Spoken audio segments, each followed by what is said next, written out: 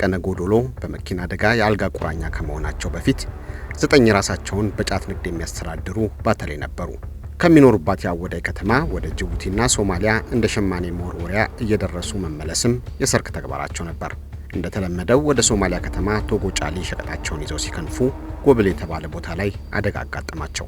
የአሽከርካሪው ሕይወት ወዲያውኑ ሲያልፍ አቶ አህመዲን ደግሞ የእግር ስብራት ጨምሮ በሆድና ደረታቸው ላይ የመቀጥቀጥ አደጋ ደረሰባቸው። ሸቀጣቸውን ጭና የነበረችው መኪናም ከጥቅም ውጭ ሆኑ። ጫት ጭነን ስንሄድ መኪናው መንገድ ላይ በቃ ጎማ ተፈርዳና ተገለበጠ። ሹፌሩ ወዲያው ሞተ። ፍጥነቱስ እንዴት ነበር? ሹፌሩ ጫት ጫነ መኪና ምን ትጠይቃለህ? ቀስ ብሎ ሄድም ጫት ጫነ መኪና ጨርሰን ነው 5-6ኛውን ጨርሰን ነው ጫቱ በጊዜ ገበያ ላይ እንዲደርስ። ሁለተኛ ጫት አይሰራም።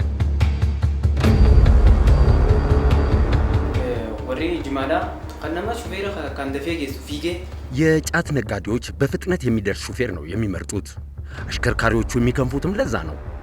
በየዕለቱ ወደ ጎረቤት ሀገር ብዙ መኪኖች ናቸው የሚወጡት። ውድድሩም በዛው መጠን ነው። ቶሎ የደረሰ ሽልማት አለው። ዘግይቶ የደረሰ ግን ገዥም ላያገኝ ይችላል። ስራውም አደጋ ላይ ይወድቃል። የኔ ጓደኛ የነበረ እንኳን በቅርቡ እንዲሁ ሲሮጥ ሕይወቱ አልፏል። ልክ እንደ አባቴ አደጋ ያጋጠማቸው በአካባቢያችን ብዙ አሉ።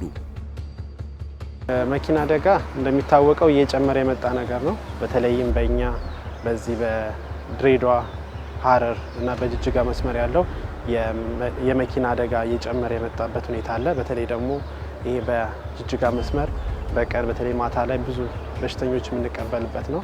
ከ10 በሽተኛ ቢያንስ 4ቱ የሚሆነው ከመኪና አደጋ ጋር የተገናኘ ነው። በሀገሪቱ ጫት አብቃይ ከሆኑት አካባቢዎች አንዱና ዋነኛው በሆነው የምስራቁ ክፍል ለሀገር ውስጥም ሆነ ለውጭ ገበያ የሚቀርቡ የጫት ሸቀጦችን ይዘው የሚከንፉ መኪኖችን ማየት የተለመደ ነው። ሸቀጡን ከማሳው ወደ ተጠቃሚው በፍጥነት ለማድረስ ካለው ፍላጎት ባሻገር አንዳንድ አሽከርካሪዎች ከመኪናው አልፈው በአፋቸው የሚይዙት የጫት ቅጠል ለመክነፋቸው ተጨማሪ ምክንያት ነው። ከፍጥነት ጋር የተያያዙ አደጋዎችም በብዛት ያጋጥማሉ። ችግሩ ግን በሁሉም የሀገሪቱ ጫት አምራች አካባቢዎች የሚስተዋል ነው። የምስራቁን ክፍል ለየት የሚያደርገው ከሀገር ውስጥ ገበያው በተጨማሪ ለውጭ ንግዱ የሚቀርበው ሸቀጥም የሚጓጓዘው በዚሁ መስመር መሆኑ ነው። የአደጋው መጠንና አስከፊነቱ የከፋ የሆነውም ለዛ ነው።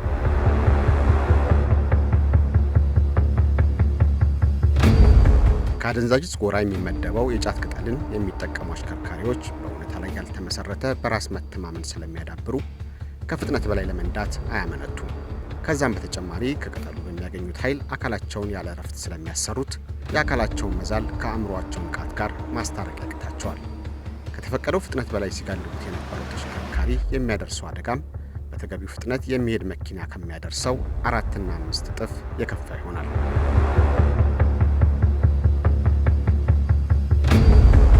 ፍጥነት በራሱ የጉዳቱ መጠን ይነግረናል። ምክንያቱም የሚደርሱት አደጋዎች ስናይ ቀለል ያሉ አደጋዎች አይደሉም እኛ ጋር የሚመጡት። አብዛኛው ብዙ የአጥንት ስብራቶች የሚያጋጥሟቸው ደም መፍሰስ ጭንቅላታቸው ውስጥ የሚኖሩ ናቸውና እነዚህን ስናያቸው አብዛኞቹ የመኪና አደጋ የሚፈጠረው ሃየር ስፒድ ባላቸው የመኪና አደጋ እንደሆነ ያሳያል። ይህ የምትመለከቱት አደጋ ከሐረር ወደ ጅግጅጋ በሚወስደው መንገድ መውጫ በር ላይ በሚገኝ የፍተሻ ጣቢያ የካቲት 25 ከሌሊቱ 10 ሰዓት ላይ የደረሰ ነው። የጭነት መኪናው በወቅቱ ከነበረው ፍጥነት አኳያ ፍሬም መቆጣጠር አቅቶት መንገድ በመሳቱ የ9 ሰዎችን ሕይወት ቀጥፏል። በመንገዱ ዳር የነበሩ የሸቀጥ መደብሮችና ቤቶችንም ከጥቅም ውጭ አድርጓል።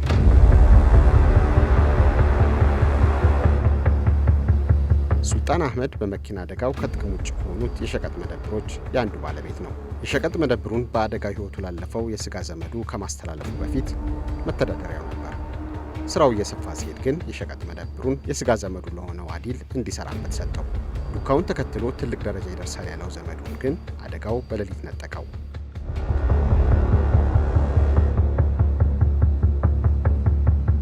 ሱቁ እዚህ ጋር ነው የነበረው። ይሄ ሰዓት የሱቅ ነው። ከዚህ ይዞት ነው ልጁም እዚህ ውስጥ ነበሩት። ሁለቱም ልጆች እዚህ ውስጥ ነበሩ ያን ሰዓት። ከዚህ አነሳና ከነቆርቆሮ እዛ የኤሌክትሪክ ዛፍ ስር ከዛ ነው ሬሳ ያነሳ ነው ማለት ነው። የሱ ጓደኛ አለ ኡመር የሚባለው እዛ ሆስፒታል ያማታን የወሰድኩ እዚህ እግር ነው እዚህ ነው የተሰበረው። እሱ በጣም ጉዳት ደረሰበት። ሙታው ጅሩ ዱካን ከስተ ታው ጅራ አደጋው ሲደርስ ከጓደኛዬ አዲል ጋር የሸቀጥ መደብር ውስጥ ነበርን። አደጋው እንደደረሰ እኔ ራሴን ሳትኩ። ስነቃ ራሴን ያገኘሁት ሆስፒታል ውስጥ ነው። እግሬ መሰበሩንም ያወቅኩት ያኔ ነው። አዲልም ሕይወቱ እንዳለፈ ተረዳው።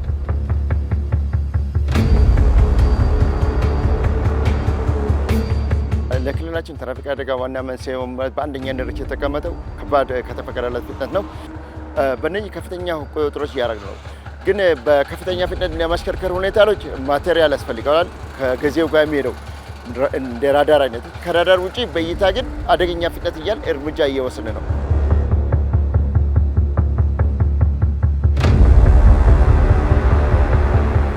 ዲቴል ጥናት ይፈልጋል። ነገር ግን ዳታዎች የሚያሳዩ ትሬንዱ የሚያሳዩ ምን መሰለህ? ሐረሪ ክልል ላይ ለየት የሚለው አሁን ለምሳሌ ስፒድ ትላለህ አይደለ? ስፒድ በአገር አቀፍ ደረጃ ፈርስት ነው፣ ሐረሪም ላይ ፈርስት ነው። ግን ስፒድ የሰውየው የሚፈጥንበት ምክንያት ምንድን ነው? አባባሽ ምክንያቶች አሉ። እና ስፒድ በጣም የሚነዱት አደንዛዥ እጽ ወስደው ጫት ቅመው እንደገና በድካም መንፈስ በቃጤራ መንፈስ ነው። ጫት መኪና ለምሳሌ አይተኙም፣ ምንም አይተኙም። ድንዝዝ ብለው ነው በቃ እንደገና እየተቃመ ነው የሚነዳው። በዛ ነው መሰረት ነው። ያም እንዳየው የዛሬውን በከፍተኛ ስፒድ ሲነዳ የነበረው ጅጅጋ ቶሎ ለመድረስ ውሃ ጭኖ እየበረረ የነበረው በማታ በዛን ሰዓት ማለት ነው። በከፍተኛ ስፒድ የሚያሽከረክሩም የነበሩ ብዙ ሲታይ ጫት በአፋቸው አስክሬኖች ላይ የተለያየ ሲታይ ጫት እና የተለያየ አደንዛዥ እጽ ነው መኪና ውስጥ የተገኘውና ይሄ ነው ትልቁ የኛ ክልል ችግር። ይህ ግን የሐረሪ ክልል አሊያም የጫት ወጪ ንግድ የሚከናወንበት የምስራቁ መስመር ፈተና ብቻ አይደለም። የጫት ተክል የሚመረትባቸውና ለገበያ የሚቀርብባቸው የምስራቅ አፍሪካና በውሃ የተከበበው የአረቡ ዓለም ሀገራት ጭምር ራስ ምታት ነው። በእነኛ አካባቢዎች ከጫት ንግድ ጋር ተያይዞ የሚንቀሳቀሰው ገንዘብ ከፍተኛ ነው። የወጪ ንግዱ መዳረሻም በርካታ የምዕራብና የምስራቅ ሀብታም ሀገራት ናቸው። በአምራቾቹም ሆነ በተቀባዮቹ ሀገራት ያሉ በሚሊዮን የሚቆጠሩ ዜጎችም መተዳደሪያ ነው። የሀገራቱ ዋነኛ የወጪ ንግድ ገቢ ማስገኛም ነው።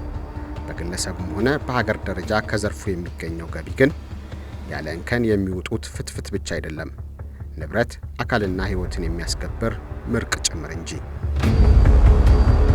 ኢልማን ነውጂ ቀራዚዘት ታልስ ነውጂ መናያደ እሱ ነበር የሚደግፈኝ። ልጆቹንም እሱ ነበር የሚያስተምረው። በእርሻ ስራውም ሆነ በገንዘብ በኩል እሱ ነበር አጋዤ። አሁን ብቻዬን ቀርቻለሁ። የሸቀጥ መደብሩም ሆነ ውስጡ የነበረው ንብረት አንድም ሳይቀር ነው የወደመው። ብዙ ንብረት ነው የነበረው። ይኸው እሱንም ንብረቱንም አተን ቁጭ ብለናል። ላ ይገዛቲ ፊ ንብረታ ጩፍ ማዋል መጠቃው ለብለይ ታውጂ